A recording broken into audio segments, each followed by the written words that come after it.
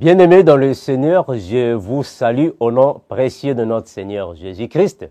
Merci pour ceux qui vont accompagner cette émission.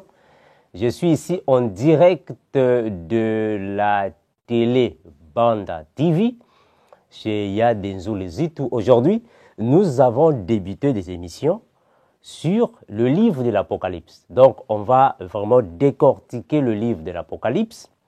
On va parler des événements du temps de la fin, c'est-à-dire l'eschatologie, afin que l'Église puisse comprendre ce qui se passe ou soit ce qui va arriver dans la suite des temps. Alors, dans cette émission, je veux alors donner des enseignements chaque week-end concernant l'eschatologie. On va parler de l'Apocalypse et de beaucoup des événements qui vont alors précéder l'avènement de notre Seigneur Jésus-Christ. Alors aujourd'hui, j'aimerais parler sur le Chrislam.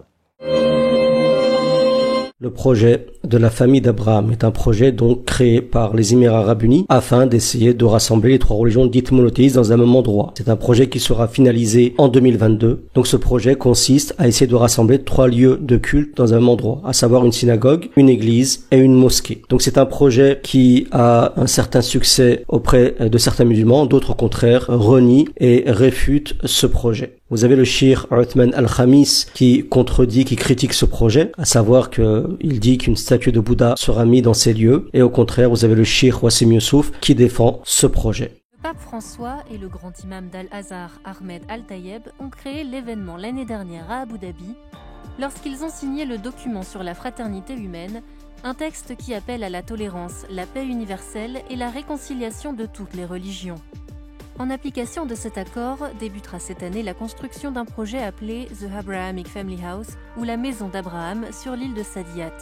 Le site, qui devrait être achevé en 2022, abritera une église, une mosquée et une synagogue. Nous pensons donc que ce projet est une contribution vitale à la communauté mondiale.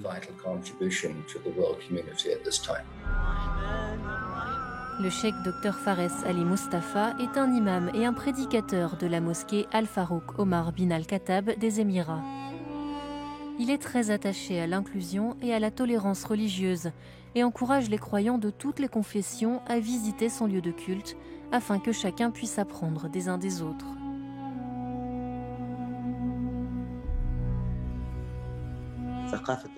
La culture de l'amour est présente dans toutes les lois divines, dans le judaïsme, le christianisme et l'islam. Tout ce qui est en dehors du cadre de l'amour ne vient tout simplement pas de Dieu. Selon l'imam, si la maison d'Abraham d'Abu Dhabi est une construction nouvelle, le message qu'elle porte est bien plus ancien. Le Chrislam sera alors la fusion entre le judaïsme, le christianisme et l'islam. Et cela va commencer alors dans l'année que nous avons débuté. Alors là, nous allons parler de l'Apocalypse chapitre 17. C'est là où alors se trouve le Chrislam. Le Chrislam, c'est la fusion des trois religions. Parce qu'il faut comprendre que nous avons ce qu'on appelle par le gouvernement mondial qui va alors créer l'écuménisme. Un rassemblement politique. Le pape assise à rassembler un paquet de religions. Il y a actuellement dans notre génération la montée de la religion qui est décrite dans la Bible, dans l'Apocalypse chapitre 17. Cette religion qui est une religion de prostitution et que Dieu va détruire, qui sera dirigée par l'Antichrist avec son faux prophète. Toutes les religions ensemble. Cela n'aurait pas été possible il y a juste 20 ans ou 30 ans. Mais notre génération actuellement est en train de croire que l'on peut faire la paix parce qu'ils disent il y a le même Dieu, il y a un seul Dieu. Unissons toutes les religions et on aura la paix sur la terre.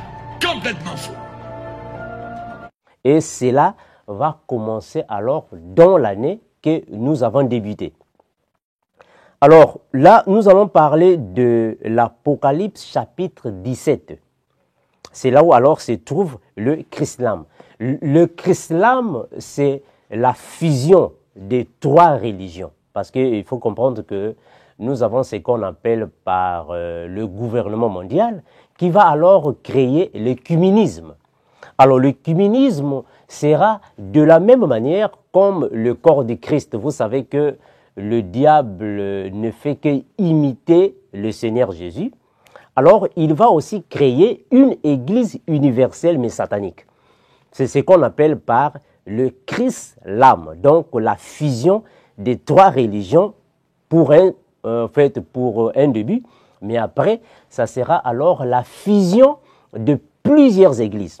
Alors là, nous sommes dans Apocalypse chapitre 17, parce que c'est là qu'on parle de Babylone la Grande, mais ici, alors, il s'agit de Babylone, la Babylone religieuse et aussi la Babylone politique. Alors, je suis dans Apocalypse chapitre 17. Chapitre 17, on va commencer au verset 1er, puis on va sauter des versets parce que le but de notre message aujourd'hui, c'est la Babylone religieuse. Apocalypse chapitre 17, je prends le premier verset. La Bible déclare ainsi. Puis un des 7 anges qui tenait les 7 coupes vin me parlait et dit, viens, je te montrerai le jugement de la grande prostituée qui est assise sur les eaux. C'est avec elle que les rois de la terre se sont livrés à l'immoralité. C'est du vin de sa prostitution que les habitants de la terre se sont livrés. Nous allons comprendre que dans l'Apocalypse 7, on nous parle de Babylone. Mais en réalité, Babylone, si nous pouvons voir l'étymologie du mot, on va comprendre que quand Noé avait eu alors sa postérité, il y a eu des enfants de Noé qui ont alors créé ce qu'on appelle par la tour de Babel. Et cette tour était alors dirigée par Nimrod. Mais cela alors était la préfiguration de ce que je suis en train de dire ici.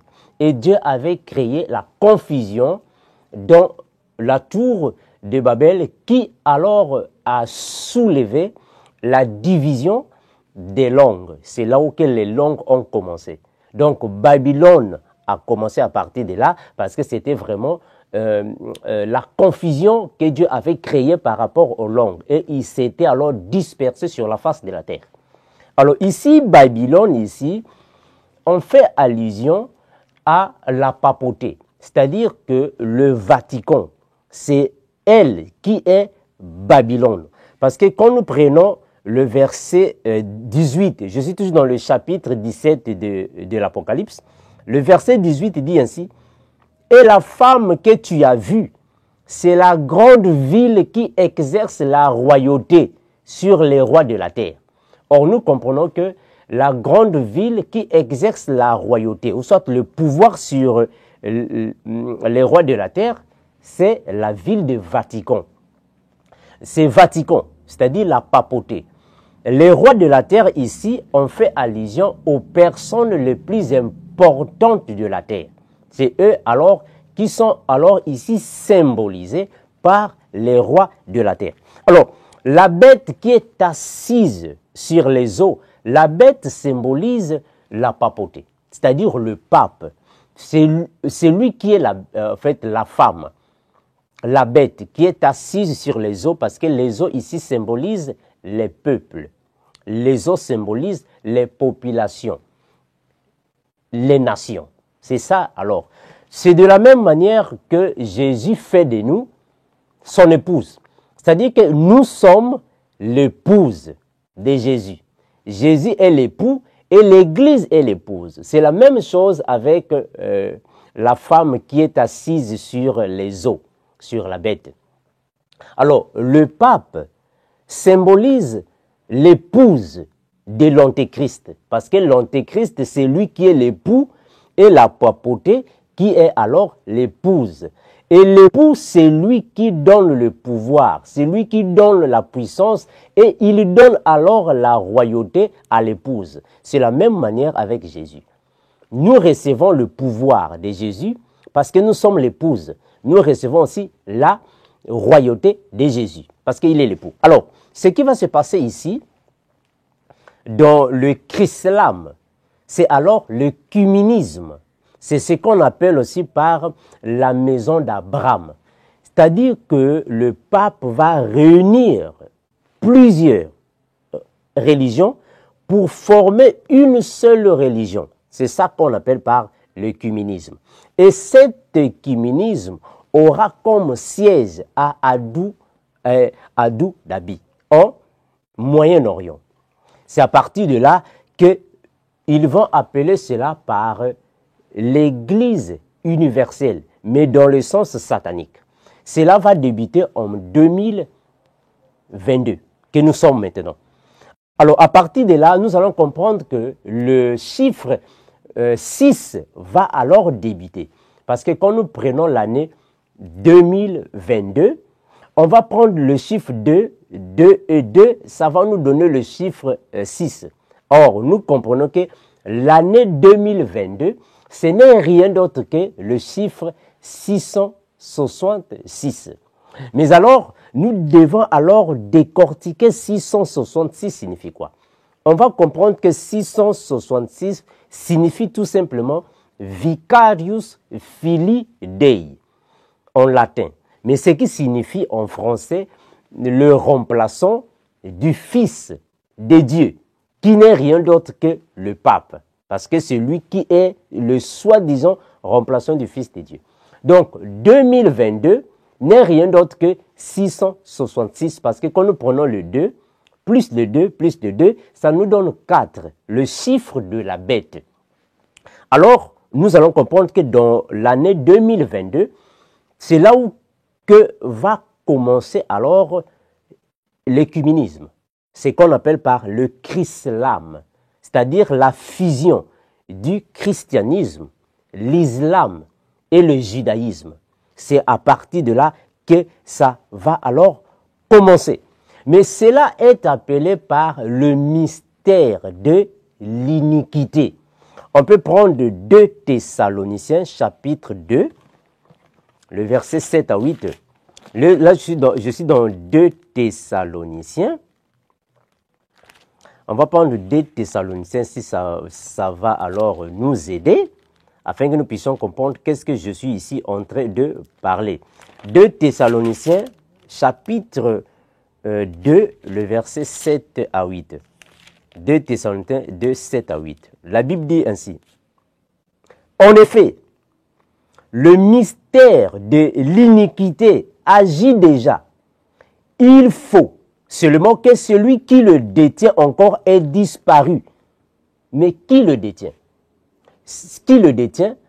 Nous allons comprendre que le mystère de l'iniquité, c'est alors la puissance que le diable exerce déjà. L'iniquité est l'ensemble des péchés. C'est ça le mystère de l'iniquité. Alors ce mystère-là agit déjà. Parce que nous allons comprendre que l'homme du péché, qui est l'antéchrist, il ne peut pas apparaître parce que l'Église est encore ici. Mais quand l'Église sera enlevée, là je fais allusion aux 5 vierges sages, quand elles seront enlevées, alors l'homme impie alors va faire son apparition. C'est là où il ira signer 7 années avec le peuple d'Israël et plusieurs. Là je suis dans Daniel chapitre 9, le verset 27. Il ira signer alors les alliances avec premièrement Israël et plusieurs. Alors l'Église, pendant ces temps, sera déjà enlevée. Mais quand je parle de l'Église, je fais allusion aux 5 vierges sages. Alors, 5 vierges sages n'est qu'un chiffre symbolique. Cela ne signifie pas réellement il y a 5 vierges sages qui sont là. Non, 5 n'est que le chiffre de la grâce. Mais en réalité, 5 vierges sages signifie tous les vrais chrétiens qui vont maintenir leur vie de sanctification jusqu'à l'avènement de Jésus, ou soit à l'enlèvement de l'Église. C'est elles qui sont appelées par les 5 vierges sages. Mais alors, les 5 vierges folles, ce sont les chrétiens qui ne vont pas garder leur vie de sanctification parce qu'elles vont perdre l'huile. L'huile qui signifie rien d'autre que le Saint-Esprit. Et la lampe, la lumière de leur lampe va s'éteindre. Ce qui signifie rien d'autre que la parole de Dieu qui est la lumière. Alors, les vierges folles vont rester ici sur la terre pour alors traverser ce qu'on appelle par la grande tribulation. Et après, elles seront, ou soit ils, parce que ce sont des chrétiens qui vont rester, qui seront alors décapités. Pendant le 5e sceau, ils seront décapités et ils iront dans le séjour des morts, mais précisément dans le lieu des repos, pour attendre alors ce qu'on appelle par la parousie. La parousie signifie rien d'autre que le retour triomphal de Jésus sur la terre. C'est là où il y aura tremblement de terre et ça va susciter la première résurrection avant la guerre d'Armageddon. Alors, je vais un peu revenir, je ne vais pas aller là-bas loin. Alors, dans le chrislam, nous allons comprendre que la femme qui est la papauté, ou soit le pape, il est en train de préparer alors la rencontre avec l'homme du péché. Alors, pendant ce temps-là, toutes les églises, là je fais allusion du christianisme, c'est-à-dire que le christianisme va se fusionner avec l'islam et le judaïsme. Alors, plusieurs églises vont passer les tribulations. Parce que nous devons comprendre qu'en 2022, qui est l'année qui symbolise le chiffre 6, mais c'est aussi l'année de la bête. Parce qu'il y aura alors des tribulations que les chrétiens vont subir. Beaucoup de chrétiens vont subir des tribulations par rapport à cette année que nous allons débuter. C'est une année qui est vraiment considérée dans le monde spirituel et le mystère de l'iniquité va vraiment cogner dur, qui va alors causer plusieurs bouleversements, même dans les églises, même dans le corps du Christ en général. Alors c'est à nous alors de nous tenir fermes parce que le Seigneur Jésus revient bientôt. Pourquoi je le dis? Parce que si nous prenons les événements eschatologiques, on va comprendre que le livre de l'Apocalypse a presque dévoilé plusieurs choses du temps de la fin qui sont visibles à l'œil. Alors, dans le chrislam, on va là-bas parler de la maison d'Abraham.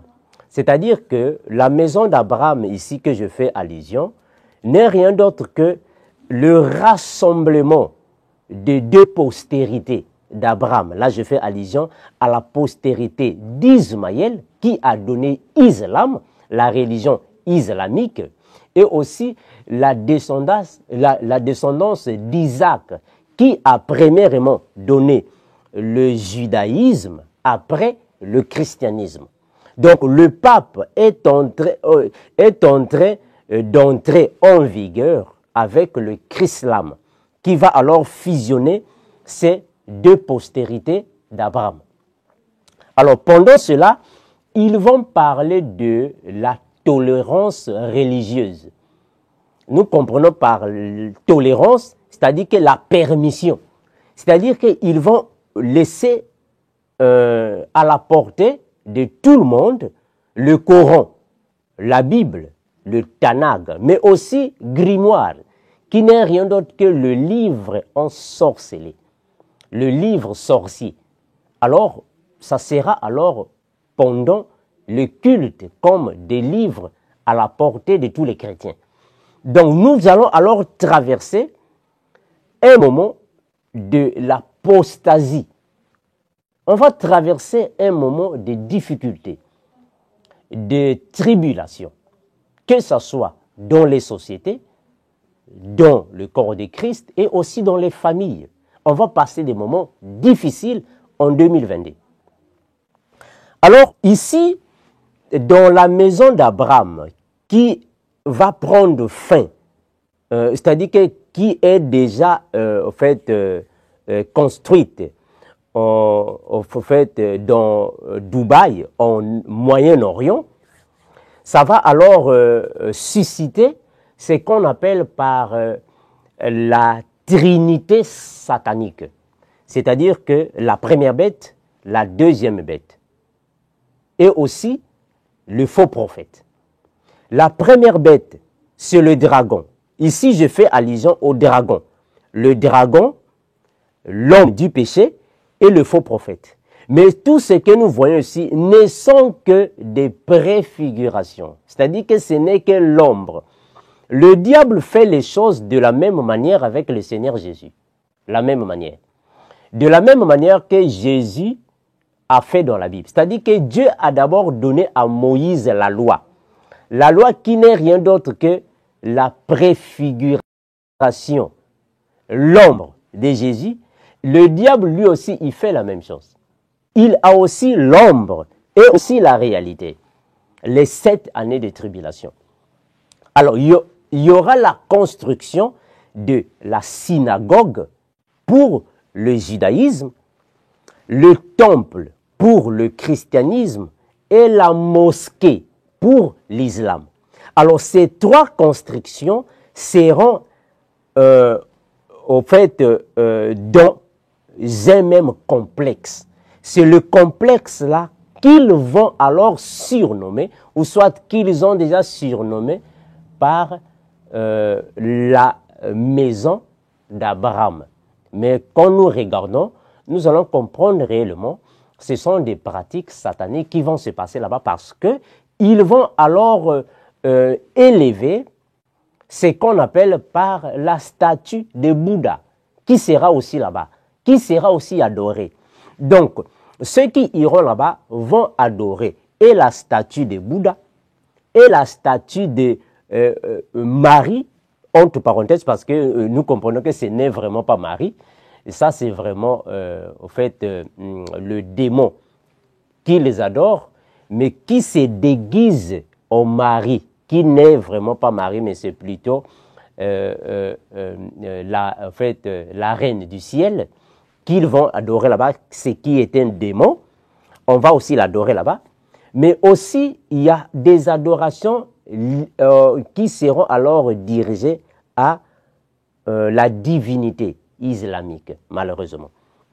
Donc là, alors, je parlais sur le Chrislam, la Babylone religieuse et politique, qui va débuter dans l'année que nous allons alors entrer, qui est l'année 2022, l'année du chiffre satanique, le chiffre 6, le chiffre de la bête. Voilà, donc nous sommes ici. S'il y a des questions, posez-les-nous afin que nous puissions les décortiquer bibliquement, comme je venais de dire que nous avons débuté une émission intitulée « Le livre de l'Apocalypse » avec la chaîne Télébanda TV, qui est alors supervisée par le frère Denzou. Là, alors, nous allons décortiquer en long et en large le livre de l'Apocalypse. On va donner alors tous les événements eschatologiques qui vont alors précéder l'avènement de Jésus. Il faut comprendre que pendant l'enlèvement de l'Église, le Seigneur Jésus, quand il reviendra, il restera dans les airs. Il sera dans l'espace. Ce n'est pas tout le monde qui verra le Seigneur Jésus. Il restera dans l'espace. Il n'y a que les vierges sages qui vont monter à la rencontre de Jésus. On va prendre un passage biblique. On va prendre un passage biblique. Prenons un Thessalonicien. On va lire ça puis on va terminer. Prenons un Thessalonicien. Prenons le chapitre 4, le verset 15 à 17. La Bible dit ainsi, le verset 15 à 17. Soit, vous voyez, 1 Thessalonicien, chapitre 4, le verset 15 à 17. Je suis dans la version Louise II 21. Ça peut être différent avec la version que vous avez à la maison, mais c'est le même langage, c'est le même contenu. Nous allons lire au nom de Jésus-Christ, notre Seigneur. Voici ce que nous vous déclarons, d'après la parole du Seigneur, nous les vivants, ressuscités pour le retour du Seigneur, nous ne devancerons pas ceux qui sont morts. En effet, le Seigneur lui-même, par un signal donné, à la voix d'un archange et au son de la trompette de Dieu, descendra du ciel. Et ceux qui sont morts en Christ ressusciteront d'abord, ou soit premièrement dans d'autres versions, si vous voulez. Ensuite, nous qui serons encore en vie, nous serons tous ensemble enlevés avec eux sur les nuées à la rencontre du Seigneur dans les airs. Et ainsi, nous serons toujours avec le Seigneur Jésus. Est-ce que vous voyez ça? Donc, l'apôtre Paul nous convainc que quand le Seigneur Jésus reviendra, il ne viendra pas sur la terre. Il va rester dans les airs. Et nous allons monter à la rencontre du Seigneur Jésus. Mais quand je dis nous, je fais allusion aux 5 vierges sages qui vont monter. 5 vierges sages n'est qu'un terme biblique. Cela signifie tous les vrais chrétiens qui vont garder la vie de sanctification, ils vont monter dans les airs. Le monde ne verra pas Jésus. Quand la Bible dit que tout œil le verra, là on fait allusion à la 3e venue de Jésus. C'est-à-dire que le 2e retour, c'est-à-dire que le retour physique de Jésus, ce qu'on appelle aussi par la parousie. C'est pendant la parousie que tout œil verra Jésus parce qu'il va se poser sur la montagne des Oliviers, là où alors tout œil le verra. Mais quand il reviendra pour l'enlèvement de l'Église, tout œil ne verra pas Jésus. Il n'y a que les vierges sages qui verront Jésus, mais dans les airs. Nous irons dans les airs. C'est là où que la Bible dit qu'en un clin d'œil, nous serons tous changés. On va lire ça, c'est important. C'est important afin que nous puissions nous séparer. On va lire ça, c'est très important. Prenons le verset, nous sommes dans Corinthiens.